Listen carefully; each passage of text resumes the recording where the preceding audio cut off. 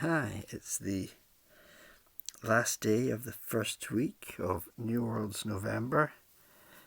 New World's November, if you don't know by now, and I don't think that's likely, was created by Bookish Bryants. It's hosted by a number of booktubers, too many to list. Pretty good for the last day. I read a total of, let's see, 1, 2, 3, 4, 5 stories.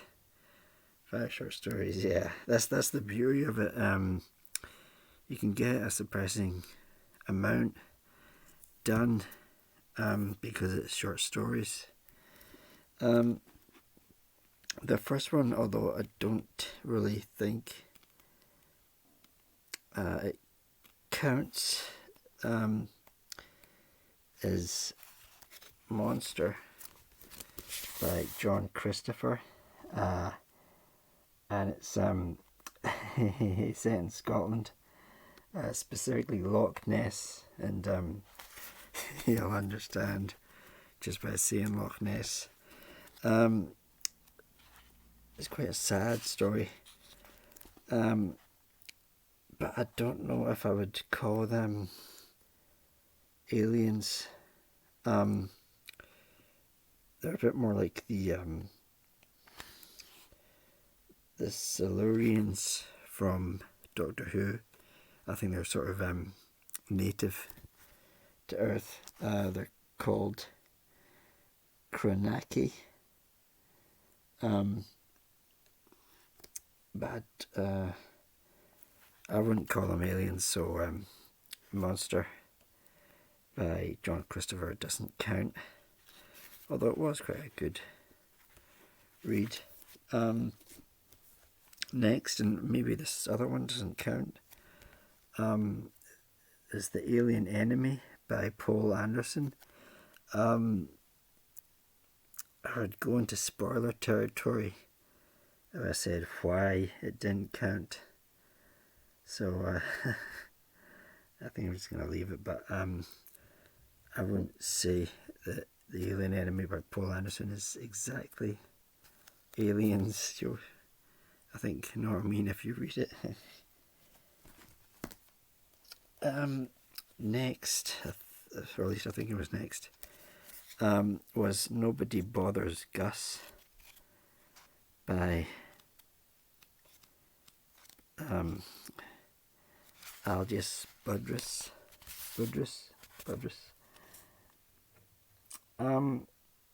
A good story, slightly similar to Mindworm by C.M. Cornbluth. This is sort of a aliens walk among us. Gus Kusevich, he's sort of, I think, abducted by aliens, and they sort of take over his body, I think. But unlike Mindworm by C.M. Cornbluth, he's not going around killing people. He's too powerful. He realizes he's too powerful, and like slaughtering sheep is, I think, how he described it. And he doesn't do that, but as a result, I think he's quite lonely. The story actually sort of left me behind towards the end. Something to do with the World Series baseball. Makes the Giants win the pennant, I think. That reference, and it's lost on me. I'm not sure. I don't really know that bit of sports history.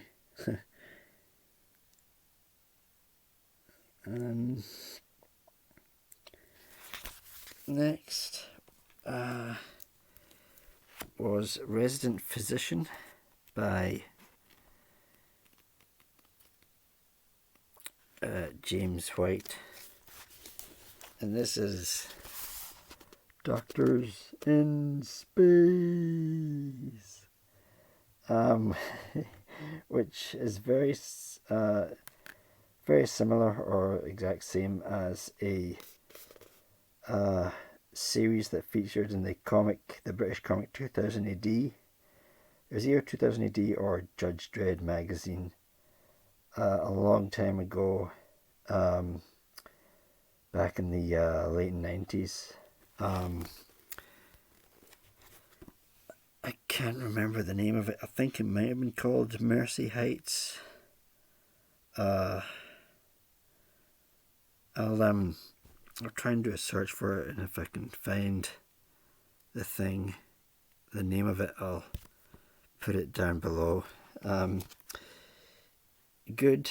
Maybe the imagination-wise, maybe the best story of all the stories I've read, because it's very different aliens. It's not bipedal, where they have 2 arms and 2 legs and are vaguely human. There's aliens who breathe different air. There's insectoid type aliens. One of the nurses is an empath, a bit like Councillor Deanna Troy. I quite like that. I thought that was quite funny. The problem is that it goes on a bit too long. It's in the story is told in 3 parts. The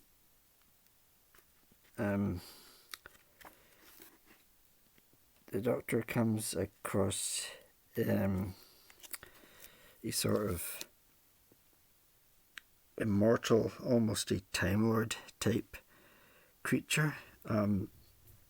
It's lived for, I think, millions of years. It goes to planets, and it has a companion of a different species with them, which is very Time Lord, Doctor Who-esque. And they go to that planet and they benefit it. They help whatever economy, biodiversity, whatever. The ecology. Again, a lot like Doctor Who. And it's really about saving this almost sort of a Q-like being as well, although Q is morally ambiguous, a bit more of a troublemaker. But it did go on quite a bit. It's good, and as I say, great imagination, but it did go on quite a bit. The other story that I read,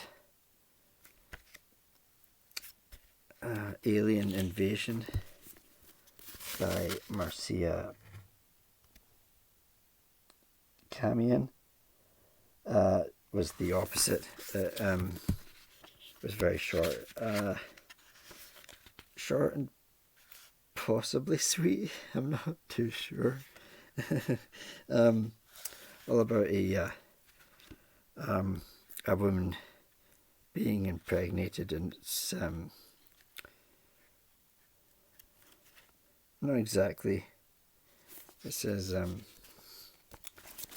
the introduction, it says a romance of a different kind. I suppose, yeah, it could be maybe called romance, although I'd say it's quite Midwich Cuckoo-esque.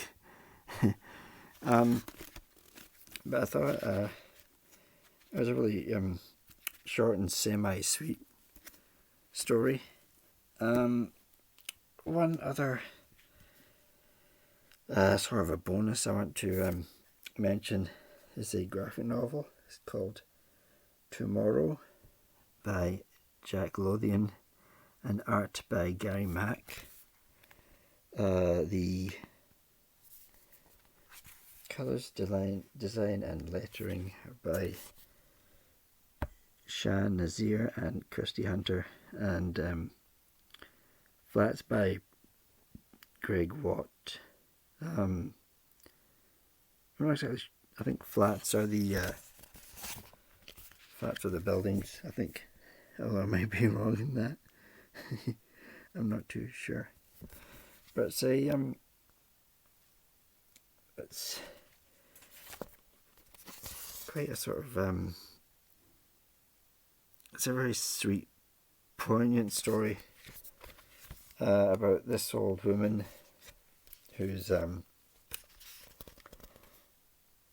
old OAP widower. Not exactly her place in the world, but sort of lonely, doesn't quite fit in. But there is a alien invasion, and all the humans other than her are disappeared, shall we say. Doesn't really show where they go. But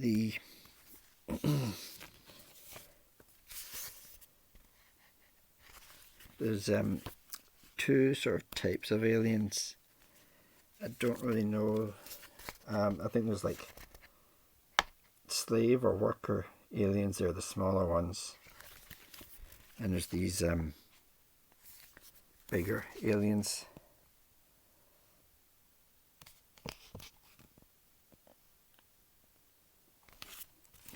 Who are like the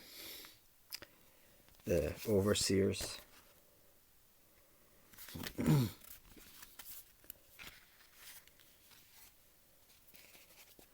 And she's still just around doing her daily business in this new alien invaded world.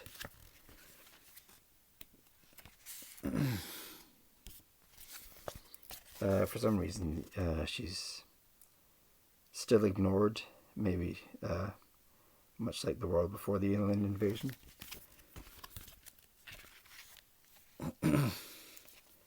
And she comes across one of the smaller worker aliens, and it's quite heartwarming and cute. She decides to adopt it and take care of it.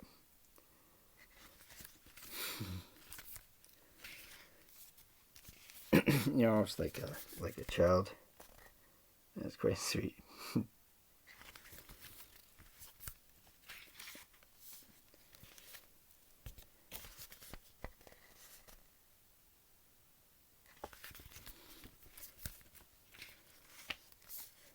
She dresses it up.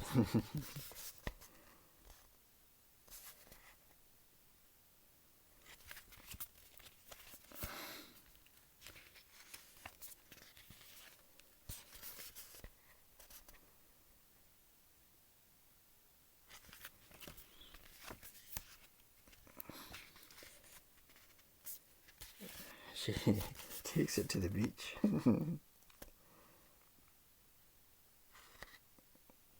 Although how she gets there, I don't know.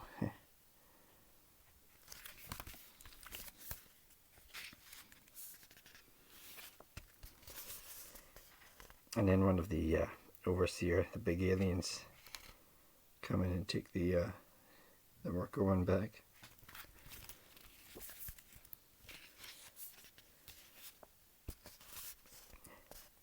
There's a lot of loneliness in the story, the graphic novel, and it's well done by the buildings. It's sort of Edward Hopper-esque.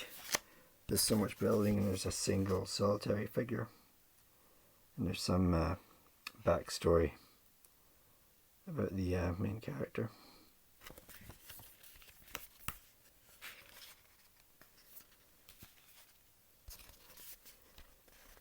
not too clear what the aliens are doing exactly. They're just colonising the planet, I suppose.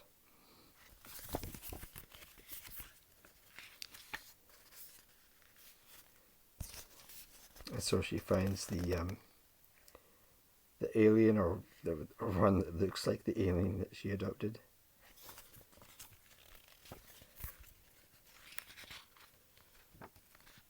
And whatever wish she made comes true. Although I think it's maybe a sort of ambiguous ending, but maybe that's just me.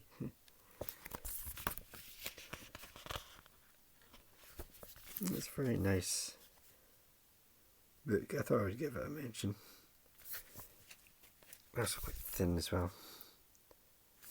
Definitely a short story. A very good first week. Thanks for watching.